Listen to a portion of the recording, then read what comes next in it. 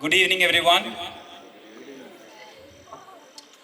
So good to be here back again. Last week I was here. But again, more importantly, I studied here. 25 years ago, I graduated from this very college. Um, and it's so exciting to be back here. And many of my teachers, people in the management, non-teaching staff friends, so good to see your faces. And yes, more importantly, I think today's special honor is all of you sitting in very vibrant red and white with such pleasant smiles. And just by way of introduction, I am a journalist. I have been to your part of the world multiple times. In fact, I started my journalism in the Northeast. I used to work for first the Indian Express and then the US Public Radio, so I used to cover most of South Asia, and Northeast was my favorite hotspot for multiple reasons. One being food, second being music and dance, and many friends came from that part of the world, and especially in Manipur, very close to my heart. Many of my good friends are Kuki friends.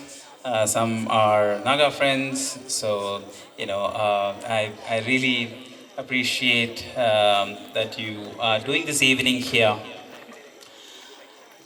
And yes, I think I don't want to lengthen this because all of you are here for an evening of music and some celebration, and I don't want to give you a boring talk of any sort. I should just be deleting myself in a moment from the stage. But yeah, I think the season is very important for all of us. We are winding up the year. This is Christmas, and there is nothing more special to many of us than this time of the year.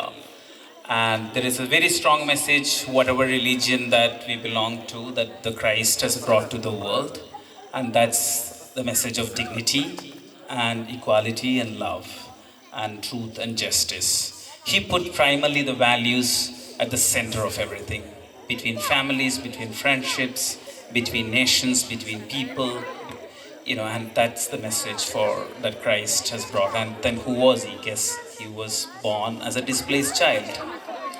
Like many of you here, it's a celebration of a displaced child's arrival to the world, and in many sense was a displaced child throughout his life, right? And more than anybody, I think Christ would know what displacement would mean. And that's, I think, the friendship that you could have with him, and that's an emotional connect. But I hope Kerala is treating you well, and Wayanad is treating you well.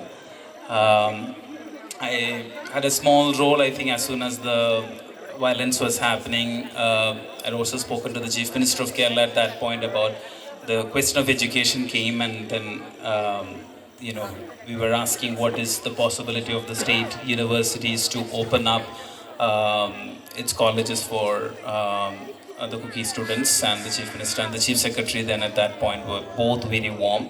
And I had also spoken to then the Vice Chancellor of Kannur University, Professor Gopinath. He was history professor in Delhi Jamia University before that. So there's a two phone calls that I remember making in the initial days, but certainly there is much more than that that the community has done to have you here, to welcome you here, and I hope you are enjoying the people, the culture, the food, the weather. There's probably the hills and the mountains and the mist, probably some commonalities here, water bodies, and people are also very nice here that you have already figured out. So I don't want to lengthen this. As I said, this is certainly an evening where we